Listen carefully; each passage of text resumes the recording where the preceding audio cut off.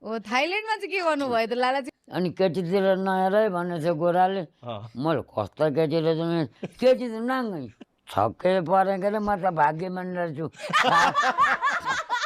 Ladies and gentlemen, are you ready? ओ थाइल्यान्डमा चाहिँ के गर्नुभयो त लालाजी? कस्तो थाइल्यान्डमा सुन्न मन घुमेर लाग्यो। आइयो, भाइरल बनायो, बडो रमाइलो भयो। के चाहिँ रमाइलो भयो तपाईँलाई? थाइल्यान्डमा रमाइलो, अब पानी जहाजमा नि दुग्रियो, हुँ, सबै बिल्डिङमा गयो। 25 तल्लेमा लिफ्टबाट गएर पनि कोठा छैन, बाटो मात्रै छ, सिँढी छ, लिफ्ट छ, माथि सिसा छापेको रहेछ। सिसामा गएर यसो बसेर हेरेपछि बोस त सानो देखि नि हुँ, माथिबाट। त्यहाँ पनि गयो, भिडियो बनाइयो, फोटो खिचियो।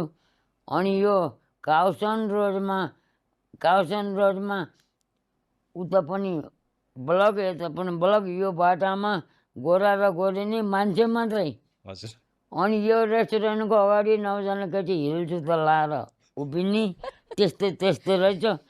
अनि केटीतिर नहेर है भनेछ गोराले। मैले कस्तो केटी रहेछ, केटी त नाङ्गै।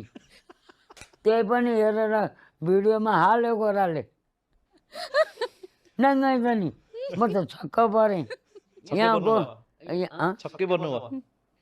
छक्कै परेँ के अरे, म त भाग्यमान रहेछु। थाइल्यान्ड गएर थाइल्यान्ड केटी नाङ्गै हेर्न पाउने। नेपालमा अहिलेसम्म नाङ्गै केटी कसले हेरेछ कोही?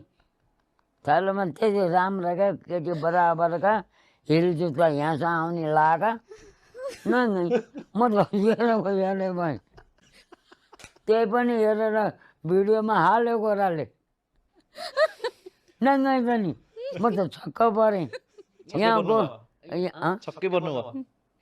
छक्कै परेँ के अरे, म त भाग्यमान रहेछु।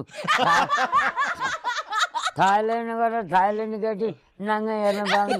नेपालमा अहिलेसम्म नाङ्गै केटी कसले हेरेछ कोही?